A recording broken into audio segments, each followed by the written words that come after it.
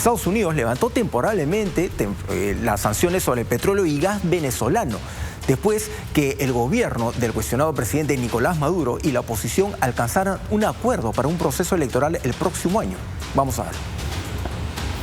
El Tesoro de Estados Unidos anunció la suspensión de algunas sanciones comerciales con Venezuela respecto al sector del petróleo y gas.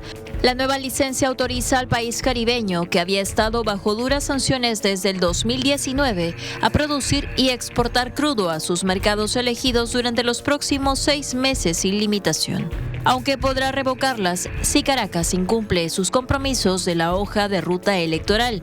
La medida ocurre en respuesta a un acuerdo alcanzado entre el gobierno de Nicolás Maduro y los partidos de la oposición sobre garantías para las elecciones presidenciales del 2024, que incluyen la observación internacional. Desde Caracas, Maduro Moros llamó a Washington a una nueva etapa de relaciones comerciales. Que cesen todas las sanciones, que cese la persecución económica, financiera y comercial contra Venezuela, y que vayamos a un proceso sostenido, progresivo, de levantamiento de todas las sanciones hasta que logremos, más temprano que tarde, que Venezuela quede libre de sanciones. Esta medida de suspensión de sanciones a Venezuela se produjo el mismo día que Estados Unidos realizó la primera deportación directa a Venezuela de 131 migrantes.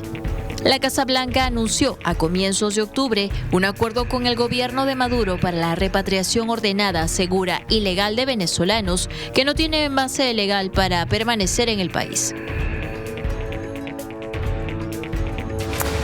Bien, con este anuncio y ese levantamiento de las sanciones a Venezuela, Venezuela puede entrar ya al mercado del petróleo y del gas a nivel mundial, pero eso también tiene condiciones. Le han exigido a Venezuela que cumpla el compromiso de unas elecciones transparentes, democráticas para el próximo año y sobre todo que comiencen a soltar a los presos políticos en Venezuela. Hay presos políticos, pero además... es una condición. Hubo hace poco también una repatriación de ciudadanos expulsados de Estados Unidos, venezolanos, ¿no? Y que entiendo el avión termina aterrizando en Venezuela, algo que era impensable hace algunos meses, ni siquiera años, hace algunos meses nada más. Exacto. Ahora, hay que tener en cuenta también en qué situación se da esta negociación. O sea, no es solamente que a Estados Unidos le preocupe enormemente la democracia en Venezuela.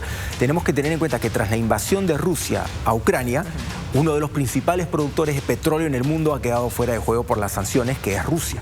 Entonces, toda esta producción y la necesidad global recae solamente en dos, que son los principales, Estados Unidos y Arabia Saudí. Es necesario que intervenga un tercero para poder aliviar esta situación.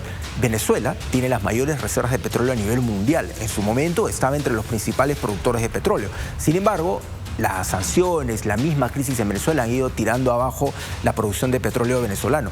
En Venezuela extrae petróleo, pero no es el que directamente puedes echarle a tu carro ni puedes echarle a cualquier vehículo. Esto necesita un proceso y luego para que se convierta en crudo y luego recién entra en una refinería y tal. Es todo un proceso largo. Ahí es donde entran a jugar otros países que sí se encargan de este procedimiento, ¿no?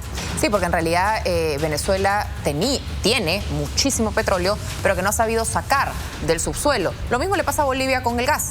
No ha logrado hacer las inversiones adecuadas porque cuesta mucho. PDVSA es la empresa estatal que se encarga del petróleo en Venezuela y sin embargo no ha dado la talla para realmente hacer las inversiones para hacer este proceso. Por las mismas razones es que en Venezuela uno de los principales problemas es el energético. La luz se les va un día sí y el otro también porque lamentablemente no se han hecho las hidroeléctricas y todo lo que se necesita para que funcione adecuadamente la electricidad. Y dentro de esta situación hay elecciones internas también en Venezuela. Los partidos políticos están ahí en un tira y afloje increíblemente. O sea, en vez de unirse en una sola oposición sólida, están desperdigados. Ese es el problema de toda la vida. Están ahí en una disputa. Nunca logran unificarse. Probablemente en las siguientes elecciones Nicolás Maduro se decida presentarse, se pueda hacer alguna modificación o nombre algún sucesor que se presente. Ahora, ¿qué tan transparentes, qué tan democráticas puedan ser esas elecciones? Diosdado tendría que ser su sucesor, que en algún momento se esperaba que Diosdado sea en verdad el sucesor y no Maduro cuando Hugo Chávez dejara el poder, pero no fue así. Al final fue Nicolás Maduro el que se quedó desde el 2013 tras la muerte de Hugo Chávez. Yo no creo que vaya a nombrar un sucesor, ¿eh? No. Nicolás Maduro se va a quedar ahí hasta que en todo caso lo saquen. Sí, incluso cuando se genera este gobierno paralelo desde la Asamblea, que fue reconocido en un inicio y luego desconocido, no tumbó a Nicolás Maduro, imagínate que generosamente pues va a entregar el poder. Lo que llama la atención, por ejemplo, en muchos medios internacionales respecto a esta situación es que si Estados Unidos establece ese levantamiento de sanciones y le pide al gobierno de Maduro garantizar unas elecciones transparentes y democráticas en el 2024, básicamente lo está reconociendo como presidente actual. Claro. Cosa que no habían hecho anteriormente cuando recibieron a Juan Guaidó. Claro, lo están reconociendo, están validando todo al Tribunal Electoral, que tiene un software que todos auditan y supuestamente es perfecto, pero a la interna dicen tan perfecto no es. Así es, bueno, son paradojas de la política.